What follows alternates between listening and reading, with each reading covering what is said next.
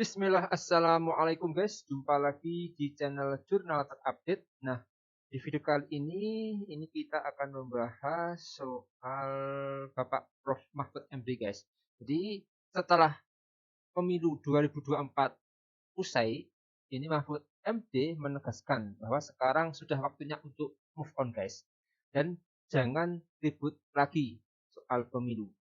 Tetapi dalam sesi khusus wawancara tersebut, ini Mahfud MD tiba-tiba ungkap hal yang mengejutkan guys, soal hukum di Indonesia ke depan dan juga Ketua MK Soehartojo. Jadi tak perlu berlama-lama, langsung saja kita simak video ini ya guys. Bismillah. Standar etik yang saya pakai, kalau dalam pemilihan presiden itu, orang yang diberi jabatan-jabatan berdasar hak prerogatif, seperti menteri dan lain-lain, itu menurut saya seharusnya orang yang mendukung. Dia sudah punya keringat politik, gitu ya. Dia punya keringat politik. Nah itu standar etik Imbalan saya. guys, Tetapi kan konfigurasi politik menurut saya masih akan berkembang ini ke depan. Tapi saya punya standar etik seperti itu. Saya tetap akan berjuang untuk demokrasi, keadilan, dan penegakan hukum. Dan untuk itu yang saya lakukan sekarang apa untuk itu? Saya sudah mulai ngatur jadwal kuliah di kampus-kampus. Saya sudah mulai aktif di berbagai diskusi-diskusi civil society yang ini untuk bicara masa depan hukum Indonesia. Karena begini Silvi, saya mantap ini guys. ngeri melihat Indonesia masa depan ini. Ini Kalau tidak ada yang dari mengerikan sekarang apa bisa ini? dari satu.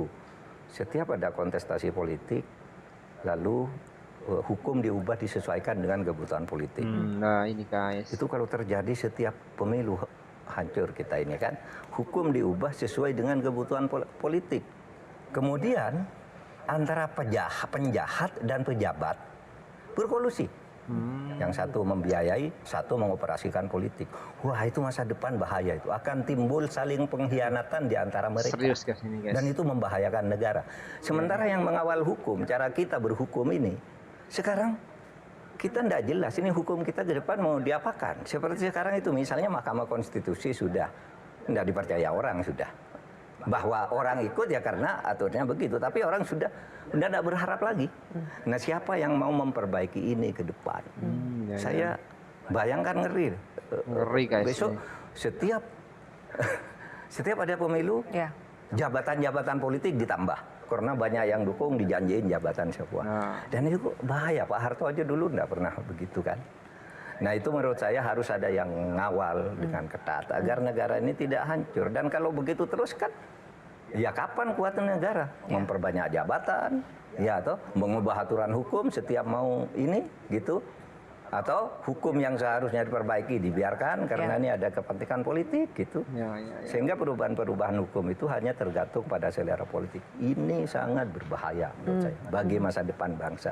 Dan apakah ini kalau Prof. Mahfud punya kesempatan akan Prof. Mahfud sampaikan langsung ke Pak Prabowo? Ya saya sudah sampaikan lewat Anda kan bisa juga. Iya kan? Saya sampaikan ke seluruh masyarakat ini agar menyadari ini. Karena sekarang kan masyarakat sipil juga sudah mulai, Pak, terus gimana harapan hukum kita ini ke depan? Kalau begini gitu. Pak Mahfud sudah di luar. Iya. Gitu kan, waktu saya mau keluar dari Menko itu kan begitu, banyak yang tidak setuju juga. Bapak tetap di dalam gitu. Tapi ada juga dorongan moral, secara etik, Bapak keluar gitu. Ya saya ikut yang moral etik ini. Hingga detik ini Pak Mahfud menyesali tidak Saya keputusan untuk merinding, keluar, guys. resign dari jabatan Menko? Enggak, sama sekali Bapak enggak. Coba Anda bayangkan. Ya, saya tidak keluar misalnya. Terus saya orang yang kalah dan berbeda. Terus saya ketemu di sidang kabinet terus gimana sih? Kan enggak enak gitu. Yang kedua, saya tidak menyesal juga. Karena ada yang bertanya, Pak Mahfud, Anda salahnya mau jadi cawapresnya Pak Ganjar. Seharusnya Anda kan tetap jadi Menko dan macam-macam lah fasilitas. Saya bilang, apakah Pak Mahfud menyesal seperti pertanyaan Silvi ini? Saya katakan enggak, saya justru merasa terhormat bisa menjadi calon wakil presiden yang dipanggil sendiri oleh Bu Mega dengan satu idealisme yang luar biasa. yang saya tidak sangka sebelumnya Bu Mega begitu, gitu ya.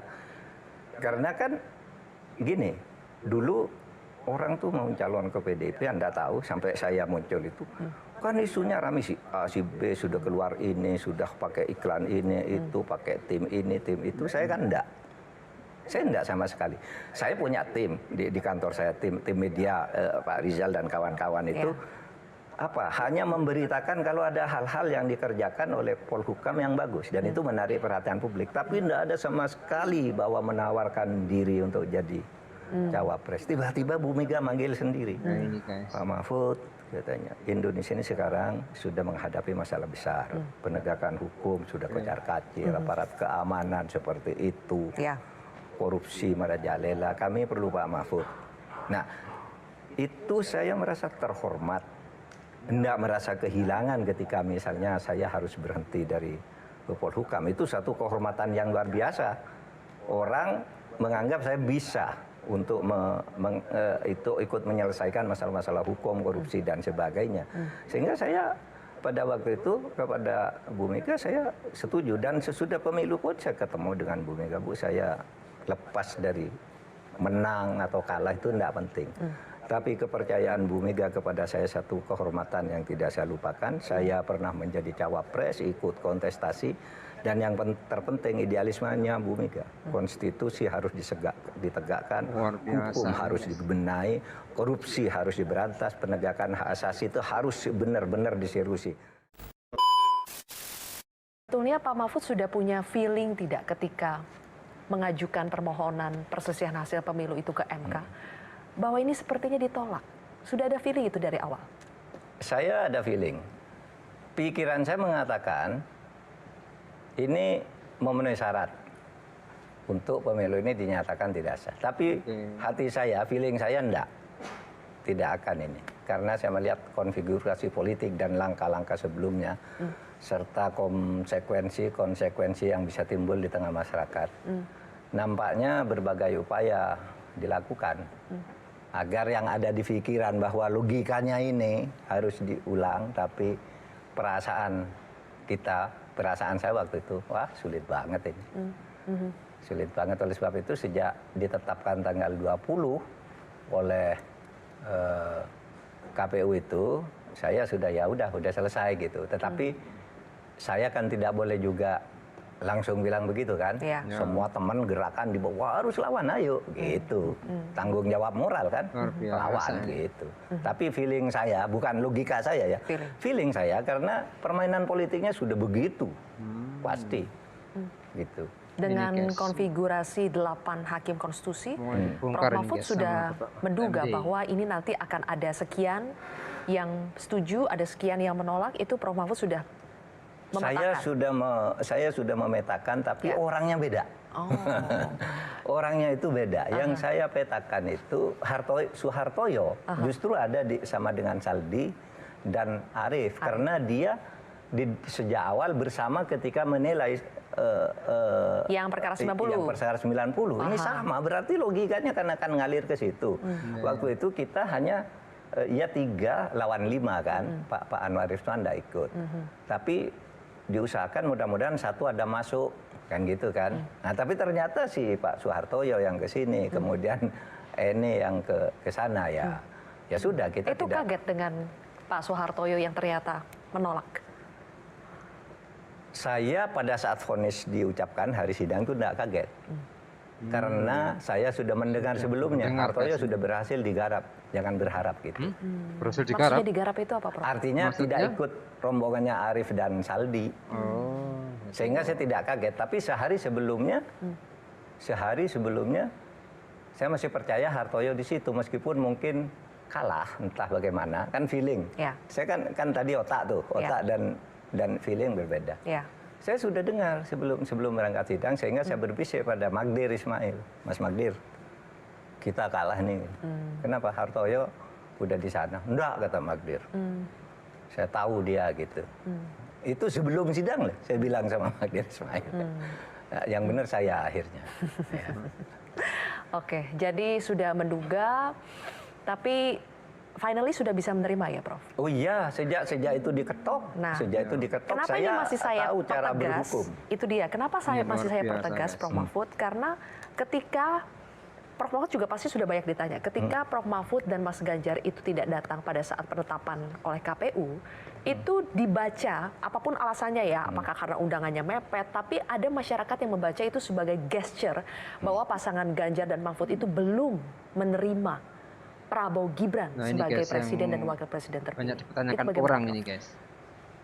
Saya tidak tahu ya apakah Mas Ganjar belum menerima hatinya, tapi secara resmi bersama saya kan sudah menyatakan di MK apapun ini sudah putusan hakim, tidak ada langkah hukum lain dan negara ini harus dijaga dengan sebaik-baiknya kita terima.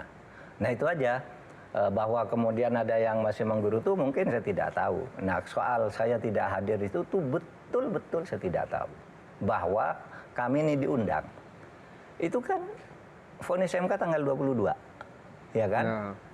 Sudah sore pula baru diumumkan bahwa besok lusa tanggal 24 itu akan disahkan.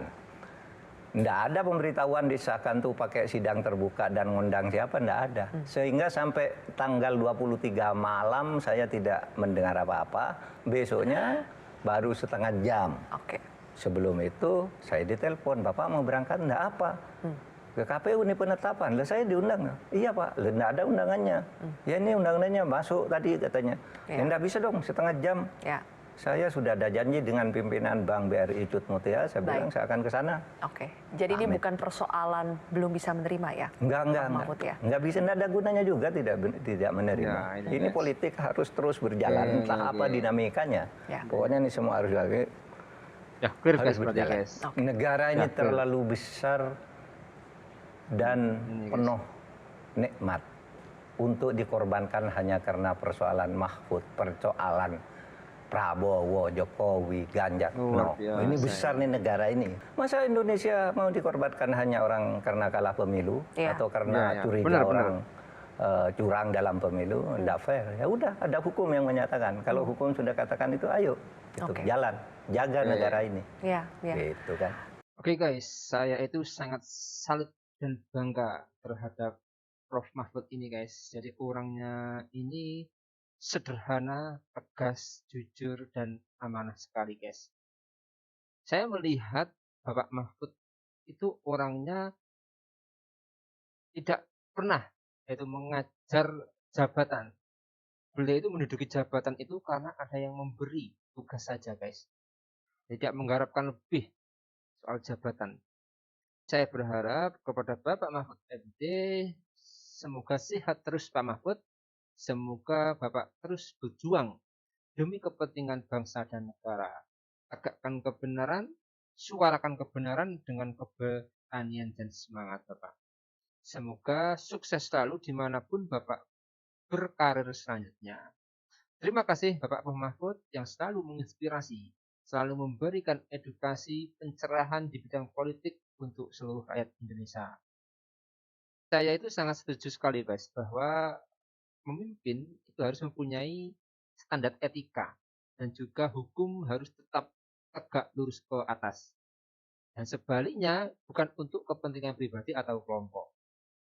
Sangat disayangkan sebenarnya sosok seperti Bapak Mahfud yang memiliki segudang pengalaman, pengetahuan dan kompetensi di bidang hukum, integritas dalam bernegara, tegas dan pemberani dan intelektual, tetapi kalah di dalam kompetisi pemilu 2024. Tapi ya tolak ukur orang itu berbeda-beda guys dalam memilih calon pemimpin. Dan kita tetap menghormati siapa yang terpilih menjadi presiden dan juga keputusan dari Mahkamah Konstitusi. Time will tell, waktu yang akan membuktikan semuanya guys. Jadi itu guys yang bisa saya sampaikan. Bagaimana menurut kalian soal ini? Tulis komentarnya di bawah ini ya. Saya izin pamit dulu. Wassalamualaikum warahmatullahi wabarakatuh.